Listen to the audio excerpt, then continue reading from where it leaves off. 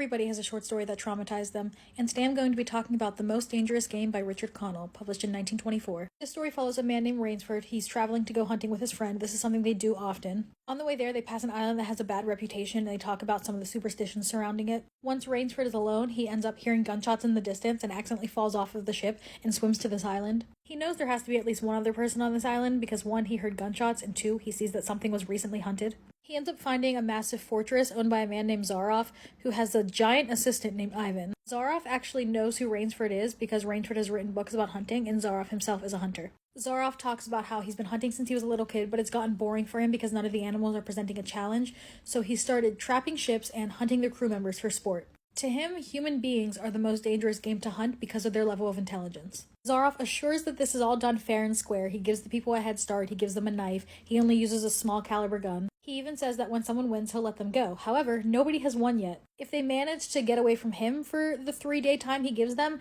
he sends his dogs after them. So Rainsford becomes the next big game to be hunted, but he poses a challenge to Zaroff. He manages to take down some of the dogs and even takes down Ivan. And the story ends with Zaroff escaping to his room, only to turn the lights on and find Rainsford already waiting for him there. I listened to the audio version of this story on YouTube, and it was so good. It was genuinely thrilling. I really enjoyed it. One thing that I enjoyed is that Zaroff talks about hunting Asians and Africans and talks about their lower intelligence, and then Rainsford uses tactics he learned in those countries to outsmart him. The general premise of hunting human beings is something that's been done in media a lot, but to me, it never gets old. This story has been recommended as long as I've been doing these videos, and I'm sorry it took me so long to get there. This story has been adapted, but I haven't personally seen the film adaptations. If you have, please let me know if they're as good as the story was.